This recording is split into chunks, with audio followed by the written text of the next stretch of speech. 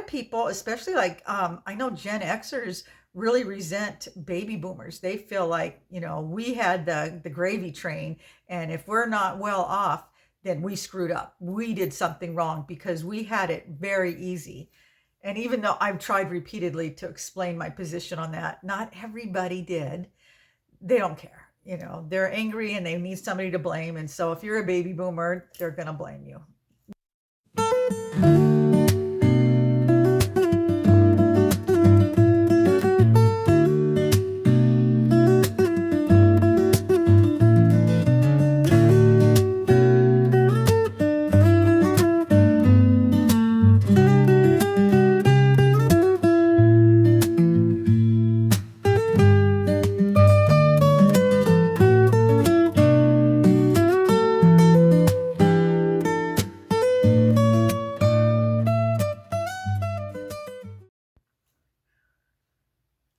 So I'm reading this story, and it says that in the year 2025, an estimated 50% of baby boomers are unable to afford basic living expenses in retirement. Imagine working your whole life just to find yourself in poverty when you're ready to retire. Apparently, it's happening to a lot of people. And I did a video, I've done several videos on this one actually, and they're always my most viewed because I think it's just so relatable. Unfortunately, there's a lot of people in the same position. I think between the housing market and healthcare costs and the market crash and the lockdown and just all these different variables, getting divorced later in life, having to split your property, there's just so many things that can affect your finances at this point in time, and it's not necessarily any fault of your own. You did everything right, and yet you're finding yourself struggling. And for me, it was embarrassing. It was shameful. I didn't want to talk about it. I didn't want to share it because nobody else was talking about it. So I didn't know if anybody else was going through it. I thought it was just us. And I was like, we obviously had to do something wrong to end up like this. And a lot of people told me that I must have done something wrong because one of the earlier videos that I made that got the most views, I got a lot of criticism. And I left some of it up. Some of it was just really mean-spirited and I had to delete it. But I left a few up because I wasn't sure. There was one comment that said something like, you're old and poor and deserve nothing. I think that might have been sarcasm. I'm not sure. A lot of people came to their defense and said, yeah, it had to be, but I wasn't really sure, but I left it up anyway, because I think a lot of people do feel that way. A lot of people, especially like, I know Gen Xers really resent baby boomers. They feel like, we had the gravy train, and if we're not well off, then we screwed up. We did something wrong because we had it very easy. And even though I've tried repeatedly to explain my position on that, not everybody did. They don't care. They're angry and they need somebody to blame. And so if you're a baby boomer, they're going to blame you, me. And I get it. I understand they're angry because things are a lot harder now. I was fortunate. I agree, but I didn't have it easy. We didn't have like generational wealth where my family, just handed down their money and their house and stuff. Because a lot of people in my generation inherited a lot of money. My parents didn't have any money. We didn't, none of us, none of us kids inherited money from them.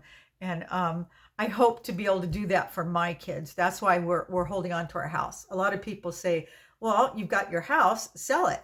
And, you guys could live off of that. I'm hoping it never comes to that. I want to be able to give my kids something, because they're, what are they? They're millennials, Gen Z.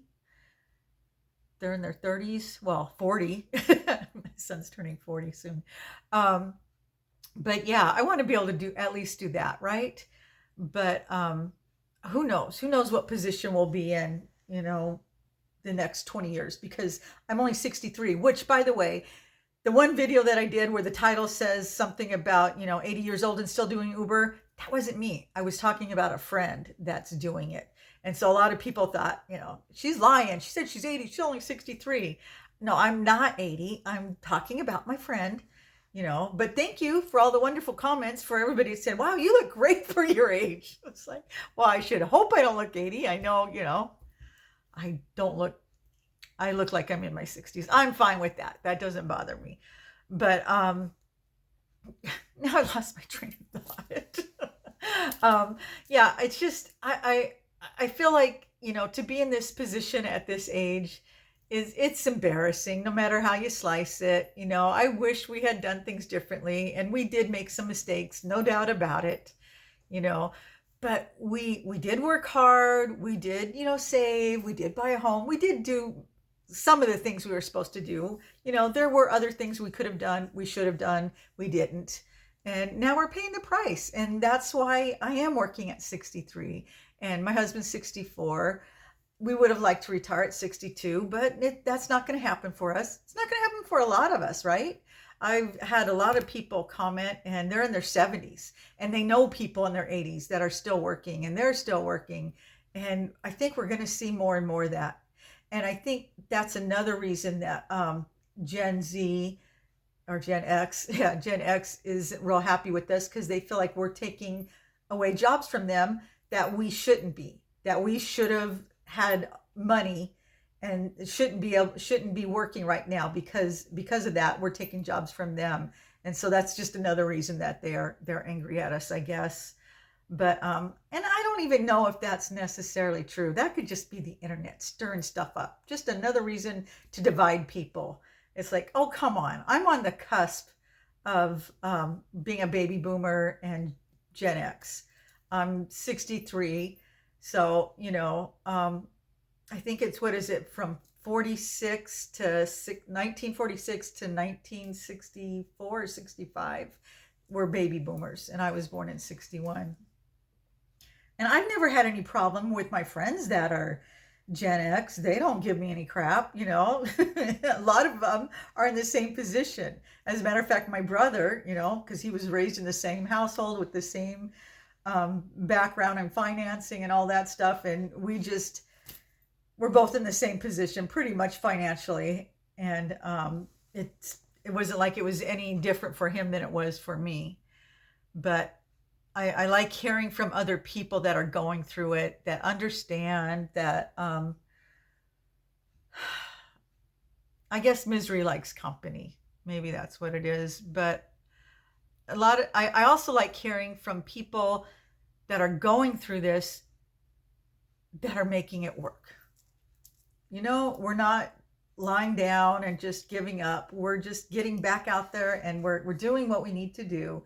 And I'm proud of us. I'm proud of the people that I see. Unfortunately, not everybody can. As you get older, it's tough. It's tough, especially if you've had any kind of illness or any kind of physical problems that limit you. It's a lot harder to get out there, and depending on where you work, so consider yourself fortunate, even if you're in your 70s and you're still working, that you're able to work. Consider yourself fortunate, because what would you do if you're just relying on Social Security, and your Social Security is minimal? You need to work, right? What if you weren't able to work and you had to live on just that? Like the lady who I did that video about, who was 80 and still doing Uber. She said if she wanted anything above just, rent and utilities, she had no choice. She had to work.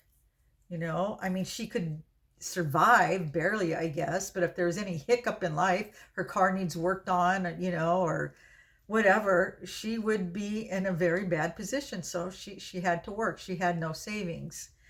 She did have a savings at one time, from what I understand.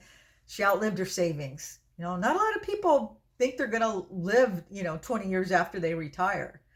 And that apparently was the case with her. So she's still around. Thank God. She still seems healthy enough that she can work. And so she's doing it. She's out there, and it looked like it wasn't the easiest thing for her. Like I said, I could tell she had problems with her knees or whatever.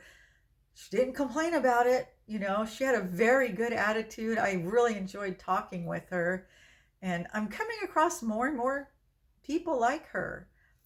Like I said, not everybody.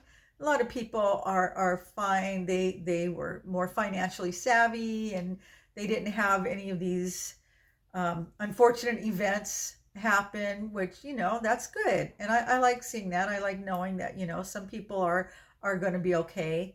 But and some of them, even though they've been fortunate and they were wise and they did things, you know, like invest and things like that, they've been very humble and very kind, and they've been watching my channel just to see, because they want to see, how does somebody in my position do it? How am I, dealing with retirement, and I'm not, we don't have millions of dollars, basically. That the fact that we're still working, because a lot of people, that would be really difficult to have to go back to work. I get that, especially if you had a really physically taxing job. And, can you imagine what it must be like to be retired and have that financial freedom to go and do all the things you planned on doing? I think that's amazing, and I'm very happy for those people. And they give me hope that maybe, if I build our nest egg back up, that I'll have that opportunity.